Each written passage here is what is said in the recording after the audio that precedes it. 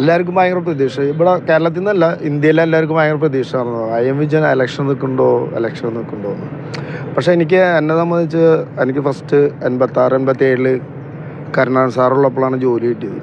87 അപ്പോയിൻമെൻ്റ് ആയത്. അത് കഴിഞ്ഞ് വന്ന് പിന്നെ ഞാൻ കേരള പോലീസിൽ കളിച്ച്, പിന്നെ 91 മോഹൻ ബാലിൽ പോയി തിരിച്ചു വന്നു. കഴിഞ്ഞിട്ട് 93 തിരിച്ചു വന്നിട്ട് സന്തോഷ് ട്രോഫി വിൻ ചെയ്തിട്ട് ഞാൻ തിരിച്ചു പോകുമ്പോഴേക്ക് ഡബിൾ പ്രൊമോഷൻ കിട്ടിയിട്ടുണ്ടായിരുന്നു. അന്ന് കരുണാകരൻ സാർ തന്നെയായിരുന്നു. പക്ഷേ ഞാൻ പ്രൊമോഷൻ മേടിച്ചില്ല, കാരണം ഞാൻ കൽക്കട്ടയിൽ സൈൻ ചെയ്തിട്ടുണ്ടായിരുന്നു. ഞാൻ പോയി 16 വർഷം കഴിഞ്ഞിട്ട് ഞാൻ തിരിച്ചു വന്നു. വീണ്ടും കേരള പോലീസിൽ കയറാൻ വേണ്ടി. അപ്പം ഇന്ന് റസാഖ് സാറുണ്ട്, സ്പോർട്സ് കൗൺസിൽ പ്രസിഡൻ്റായിരുന്നു. പിന്നെ സന്തോഷുണ്ട്, പിന്നെ സുധീറുണ്ട്. അവരെ എഴുതിയിട്ട് ഷബ് സാർ പറഞ്ഞു നിങ്ങൾക്ക് പോലീസിൽ കയറേണ്ടതെന്ന് ചോദിച്ചു. അപ്പോൾ പറഞ്ഞ് കയറണം എന്ന് പറഞ്ഞു. 2 കൊല്ലം വന്നിട്ട് സെവൻസ് കളിച്ച് നടന്നു. ഒരു തോന്നി എനിക്ക് പോലീസിൽ കയറണം. അപ്പം അന്ന് കൊടിയേരി സാറാണ് ആഭ്യന്തരമന്ത്രി. അപ്പോൾ കൊടിയേരി സാറിൻ്റെ അടുത്ത് ഞാൻ കൊണ്ടുകൊടുത്തു, ഇങ്ങനെ പേപ്പർ എഴുതി കൊണ്ടുകൊടുത്ത്. പറഞ്ഞ് എന്താ പോലീസ് പേടിച്ചിട്ടാണോ പോയതെന്ന് ചോദിച്ചു. ഞാൻ പറഞ്ഞു സാർ അതല്ല, വീടുണ്ടായിരുന്നില്ല അതുകൊണ്ട് പോയതാന്ന് പറഞ്ഞു.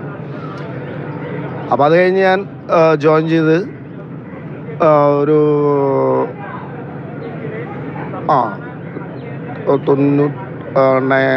2011 ജോയിൻ ചെയ്ത്. അപ്പോൾ ഞാൻ SI ആയിട്ട് കയറിയത്. പിന്നെ അന്ന് മറഡോണൊക്കെ വന്നപ്പോൾ എനിക്ക് ഡബിൾ പ്രൊമോഷൻ വന്നപ്പോൾ ഉമ്മൻചാണ്ടി സാറായിരുന്നു ഡബിൾ പ്രൊമോഷൻ തന്ന്. അത് കഴിഞ്ഞിട്ട് പിന്നെ എനിക്ക് AC ആയിട്ട്. അപ്പോൾ ഞാൻ ഡയറക്റ്റ് കോവിഡ് സമയമായിരുന്നു. അപ്പോൾ ഞാൻ സഖാവിൻ്റെ അടുത്ത് പോയി, പിണറായി സാറിൻ്റെ അടുത്ത് പോയി, സാർ എനിക്കൊരു പ്രൊമോഷൻ കിട്ടിയാൽ വളരെ ഉപകാരമായിരുന്നു എന്ന് പറഞ്ഞു. AC ആയി കഴിഞ്ഞാൽ എന്ന് പറഞ്ഞു. അപ്പോൾ നോക്കാം, ആൾ ചെയ്യാമെന്ന് പറയില്ല, നോക്കാമെന്ന് പറഞ്ഞപ്പോൾ എനിക്ക് ഭയങ്കര ദോഷമായി. എനിക്ക് അന്ന് AC ആയിട്ട് കിട്ടി. പക്ഷേ എനിക്ക് പത്മശ്രീ കിട്ടുമ്പോൾ BJP ആയിരുന്നു. പത്മശ്രീ കിട്ടിയപ്പോൾ BJP ആണ് ഭരിക്കുന്നത്. അത് കഴിഞ്ഞ് പത്മശ്രീ കിട്ടി കഴിഞ്ഞിട്ട് പിന്നെ സാറിൻ്റെ അടുത്ത് ചെന്ന് ഞാൻ പിണറായി സാറിൻ്റെ അടുത്ത്, സാറ് ഒരു പ്രൊമോഷൻ കിട്ടിയെങ്കിൽ അത് നോക്കാമെന്ന് പറഞ്ഞു. പക്ഷേ റിട്ടയർഡ് ചെയ്യേണ്ട തലേദിവസം എനിക്ക് പ്രൊമോഷൻ കിട്ടി. അപ്പം എന്നെ സംബന്ധിച്ച് ഈ 3 പേര് എൻ്റെ കൂടെയുണ്ട്. അപ്പം എനിക്കൊരു പാർട്ടി എന്ന് പറഞ്ഞിട്ട് ഒരിക്കലും നിൽക്കാൻ പറ്റില്ല. അപ്പം എല്ലാവരും എന്നെ കൽക്കട്ടയിൽ നിന്ന് ഒരിക്കലും വിളിച്ചില്ല, ഇതേവരെ ലൈഫിൽ വിളിച്ചില്ല. അപ്പോൾ ഞങ്ങളുടെ ദാസ് മുർഷി എന്ന് പറഞ്ഞിട്ട് പ്രസിഡൻ്റ് ആയിരുന്നു പണ്ട്. ആൾ മരിച്ച്, ആൾ കോൺഗ്രസിൻ്റെയാണ്. അപ്പോൾ ആളുടെ വൈഫ് വിളിച്ചിട്ട് പറഞ്ഞു ഇലക്ഷൻ വെക്കണം എന്നൊക്കെ പറഞ്ഞു. ഞാൻ പറഞ്ഞു പറയാം എന്ന് പറഞ്ഞു. അതേപോലെ തന്നെ ഇതിപ്പോൾ അടുത്ത് ഒരു 3 ആഴ്ച മുന്നേ അത് മോദി സാർ വിട്ടിട്ട് ഒരാൾ വന്നിട്ടുണ്ടായിരുന്നു ഡൽഹിയിൽ നിന്ന്. അപ്പോൾ ഞാൻ തന്നെ പോയി പിക്ക് ചെയ്തതാണ് റെയിൽവേ സ്റ്റേഷനിൽ. എന്നിട്ട് പറഞ്ഞ് ബ്രേക്ക്ഫാസ്റ്റ് കഴിച്ച് വളരെ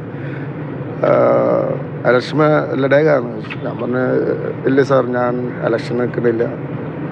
അപ്പോൾ അങ്ങനെ പിന്നെ സുരേഷ് ഏട്ടൻ വിളിച്ചിട്ടുണ്ടായിരുന്നു, എന്തായാലും നിൽക്കണം എന്നൊക്കെ പറഞ്ഞു. ഞാൻ പറഞ്ഞു ചേട്ടാ വേണ്ട, എനിക്ക് ഇഷ്ടമില്ല, എനിക്ക് എൻ്റെ ഈ ഒരു സ്നേഹം മതി, എനിക്ക് വേറെ അങ്ങനെ ഒരു പാർട്ടിയായിട്ട് ഒരു കമ്മിറ്റ്മെൻ്റ് ഇല്ല. എല്ലാവരും വേണം എനിക്ക്, കാരണം ഞാനൊരു നാഷണൽ ഫിഗറാണ്. അതുകൊണ്ടാണ് എല്ലാ ഫുട്ബോൾ പ്രേമികളും കേരളത്തിലുള്ളവരും കേരളത്തിൽ പുറത്തുള്ളവരും എന്നെ അങ്ങനെ സ്നേഹിക്കണം. എനിക്ക് അതാണ് താല്പര്യം. അത് പറയാൻ വേണ്ടിയിട്ടാണ് നിങ്ങൾ വിളിച്ചത്. കാരണം എല്ലാവരും ഇങ്ങനെ ചോദിച്ചുകൊണ്ടിരിക്കുകയാണ്. അപ്പോൾ ഇതൊരൊറ്റടി കാര്യം കഴിയില്ല. അപ്പോൾ അതുകൊണ്ടാണ് ഞാൻ ഇലക്ഷൻ നിൽക്കണില്ല എന്ന് പറയാൻ വേണ്ടി.